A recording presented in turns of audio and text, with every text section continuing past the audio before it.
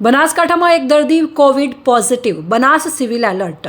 બનાસકાંઠા જિલ્લા મથક પાલનપુરમાં એક 11 વર્ષીય યુવાનને કોવિડ પોઝિટિવ આવતા જિલ્લા આરોગ્ય વિભાગ સજાગ બન્યું છે।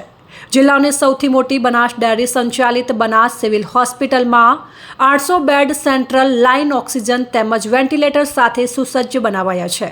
આટલું જ, હાલમાં 2 વોર્ડને સંપૂર્ણપણે કોવિડ આઇસોલેશન વોર્ડ તરીકે તૈયાર કરી દેવાયા છે, જેમાં નાના બાળકો સહિત વયોવૃદ્ધ વડીલ સુધી સૌ માટે ખાસ ventilator, BiPAP, central line oxygen સહિતની સુવિધાઓ તૈયાર કરવામાં આવી છે, જેથી ઈશ્વર ના કરે પણ જો કદી જરૂર ઊભી થાય તો એક સાથે 800થી વધુ દર્દીઓને કોવિડમાંથી બહાર લાવવા બનાસ સિવિલ હોસ્પિટલનું તંત્ર સુસજ્જ બન્યું છે।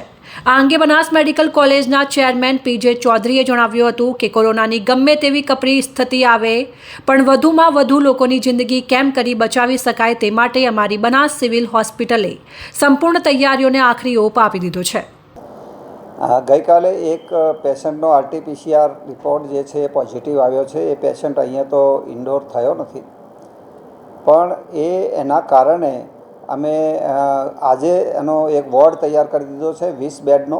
બીજો પણ 20 બેડનો જરૂર પડશે તો ફટાફટ તૈયાર કરી દઈશું।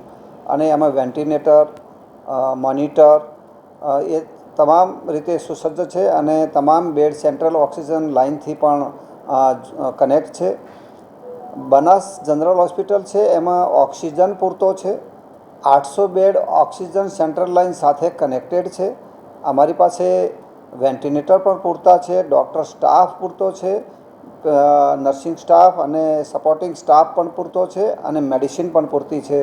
એટલે કોઈ પણ પરિસ્થિતિ આવશે તો બનાસ જનરલ હોસ્પિટલ છે એ પહોંચી વળવા માટે તૈયાર છે।